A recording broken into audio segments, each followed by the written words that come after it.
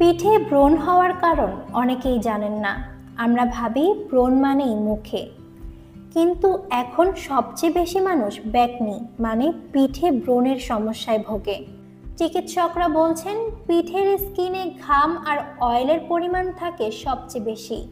গরমে বা রাস্তায় বের হলে সেই ঘাম যখন শুকিয়ে যায় তখন ব্যাকটেরিয়ার সাথে মিশে পোর্স বন্ধ করে দেয়, আর তাতেই ব্রণ হয়। ব্রণ হওয়ার আরও একটি কারণ, চুলের অয়েল বা কন্ডিশনার শাওয়ারের সময় পিঠে পড়ে, অনেকেই পরিষ্কার করে না, যে কারণে পিঠে তেলের স্টিকি লেয়ার তৈরি হয় এবং ব্রণ দ্রুত তৈরি হয়।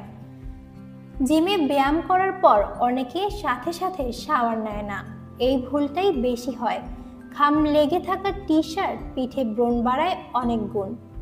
তবে ইন্টারেস্টিং ব্যাপার হলো, এই ব্রণ শুধু সমস্যা দেখায় না, বরং শরীরের ভেতরের সমস্যার সিগন্যাল দেয়।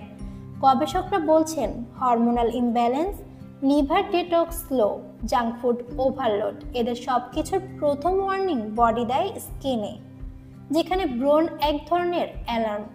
তাই পিঠে ব্রণ মানে এটা কোনো লজ্জার বিষয় নয়, এটা আপনার বডির একটা মেসেজ, ভিতরে কিছু ঠিক নেই। সুতরাং জিম শেষে শাওয়ার, খুব টাইট জামা কম পরা, চুলে অয়েল দিলে পিঠ পরিষ্কার ধোয়া, এগুলো করে আপনি সহজেই ব্রণ কমাতে পারবেন।